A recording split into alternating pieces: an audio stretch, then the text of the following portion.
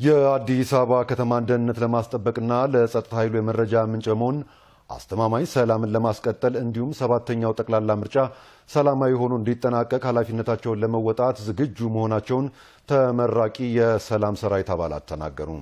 የአዲስ አበባ ሰላምና ጸጥታ አስተዳደር ቢሮ የ2018 ሰባተኛ ዙር አዳዲስ ምልምል የሰላም ሰራዊት አባላትን አስመርቋል። ሄኖክ ዘነበ ዝርዝሩን ተመልክቶታል። የአዲስ አበባ ሰላምና ጸጥታ አስተዳደር ቢሮ የ2018 ሰባተኛ ዙር አዲስ ምልምል የሰላም ሰራዊት አባላትን አስመርቋል። ህዝባዊ መሰረት የሌለው የጸጥታ ተቋም ግቡን ማሳካት አይችልም ያሉት በመርሃ ግብሩ ላይ መልእክት ያስተላለፉት የአዲስ አበባ ፖሊስ ጠቅላይ መምሪያ ዋና አዛዥ ሌተናንት ጀነራል አስራት ድኔሮ አዲስ አበባ በዓለም አደባባይ አድናቆትን ያተረፉ የልማት ስራዎችን እያከናወነች በመሆኑ እነዚህን ትውልድ ተሻጋሪ የልማት ስራዎችን ለማስቀጠልና ለማስጠበቅ ህዝባዊ የሰላምና የጸጥታ አደረጃጀቶች ወሳኝ ሚና ይጫወታሉ ብለዋል። የጸጥታ ስራ የአንድ አካል ወይንም የአንድ ተቋም ስራ ብቻ ሳይሆን ሰላም ሁሉ ጊዜ ሁላችንም በንቃት ልንጠብቀው የሚገባን ነው። አዲስ አበባችን ደግሞ እጅግ በጣም እየዘመነች ያለችበት ሁኔታ ባለበት ሁኔታ ሌሎች አካላት የአዲስ አበባን እድገት በቅናት እንደዚሁም ደግሞ በምቀኝነት የሚያዩበት ሁኔታ ስላለ ሁላችንም በየአካባቢያችን በእንደዚህ አይነት በአማረ መንገድ የሰለጠናችሁ የሰላም ኃይሎችም በእጅ ለእጅ ከፖሊስና ከሌሎች ጸጥታ አካላት ጋር በመያያዝ ቀን ሌሊት በመስራት የተሳካ ሰላም እንደምታመጡ ባለሙሉ ተስፋ ነኝ። ህዝባዊ አደረጃጀቶችን በመፍጠርና ከጸጥታ ተቋማት ጋር በመቀናጀት የመዲናዋን ሰላም በአስተማማኝ ሁኔታ ማስጠበቅ ተችሏል ያሉት የአዲስ አበባ ከተማ ሰላምና ጸጥታ አስተዳደር ቢሮ ኃላፊ ወይዘሮ ሊዲያ ግርማ ለምረቃ የበቁ ከ12000 በላይ የሰላም ሰራዊት አባላት ለጸጥታ ኃይሉ ተደማሪ አቅም ናቸው ብለዋል። ተመራቂ አዲስ የሰላም ሰራዊት አባላት የራሳቸውን የአካባቢያቸውን የከተማቸውን ብሎም የሀገራቸውን ሰላም አስተማማኝ በማድረግ ረገድ ጉልህ ሚና የሚጫወቱ ተጨማሪ አቅሞች ናቸው። የማይቋረጠው የአዲስ አበባ ሁለንተናዊ እድገት ተጠናክሮ እንዲቀጥል የሚያስችል ጠንካራ የሰላምና ደህንነት ስራ እየተሰራ ነው ያሉት ኃላፊዋ በተለይም ሰባተኛው ጠቅላላ ምርጫ ፍጹም ሰላማዊ ሆኖ እንዲጠናቀቅ የሰላም ሰራዊት ሚና የላቀ ነው ብለዋል።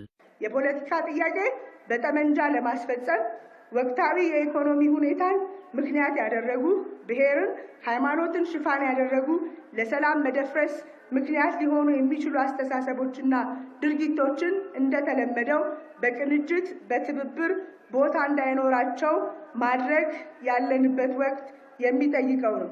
ስለሆነ ከጸጥታ ኃይሉ ጋር እጅና ጓንት በመሆን የበኩላችሁን ኃላፊነት እንድትወጡ ከአደራ ጭምር አሳስባለሁ። ተመራቂ የሰላም ሰራዊት አባላት ከነባሮቹ ጋር በመቀናጀት የመዲናዋን ሰላም ከማስጠበቅ ባሻገር ሰባተኛው ጠቅላላ ምርጫ ፍጹም ሰላማዊ ሆኖ እንዲጠናቀቅ ኃላፊነታቸውን በአግባቡ ሊወጡ እንደሚገባ ያስገነዘቡት ደግሞ በምክትል ከንቲባ ማዕረግ የአዲስ አበባ ከተማ ስራና ክህሎት ቢሮ ኃላፊ አቶ ሚሊዮን ማቴዎስ ናቸው።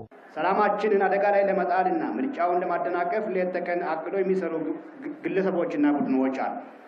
ሆኖም ምኞታቸውና ዓላማቸው አይሳካም። ከዚህ በፊትም ተሳክተዋል። ዛሬ የምትመረቀው የሰላም ሰራዊት አባላት ደግሞ ከነባር የሰላም ሰራዊት ጋር በመሆን ጸጥታ ስጋቶች ለጸጥታ ኃይሉ መረጃ በመስጠት አካባቢያችሁን በንቃት በመጠበቅና ከጸጥታ ኃይሉ እንደተለመደው በቅንጅት ከምንጊዜውም በላይ መስራት ይኖርባቸዋል። ተመራቂ የሰላም ሰራዊት አባላቱም የወሰዱትን ስልጠና በተግባር በመዋል ለጸጥታ አካሉ የመረጃ ምንጭ በመሆን ጭምር የተጣለባቸውን ኃላፊነት ለመወጣት ዝግጁ ስለመሆናቸው ገልጿል።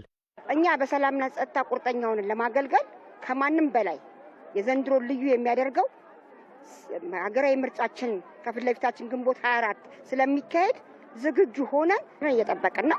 ስልጠናው በጣም ጥሩ ነበረ። ከመጀመሪያው እስከ መጨረሻው አሰልጣኞቻችንም ጎበዞች ናቸው። ማንኛውም ከውስጥም ከውጭም ለሚመጣ ጠላት በሰልጠናው አካሄድ ምርጫውን ፍትሐዊና ሰላማዊ ለማድረግ ዝግጁ ነው። በፊት ከተመለመሉት ከስድስተኛ ዙሮች ጀምሮ ጠቅላላ አንድ ላይ ሆነን በቃ ምርጫውንም ሰላማዊ ፍትሃዊ በሆነ መልኩ እንዲመረጥ በጣም ዝግጁ ነን። በሰባተኛው ዙር ስልጠና ከ12700 በላይ አዳዲስ ምልምል የሰላም ሰራዊት የተመረቁ ሲሆን በዚህ ዓመት ብቻ ከ44000 በላይ የሰላም ሰራዊት አባላትን አስመርቆ ወደ ስራ ማስገባት ስለመቻሉ በመድረኩ ተመላክቷል።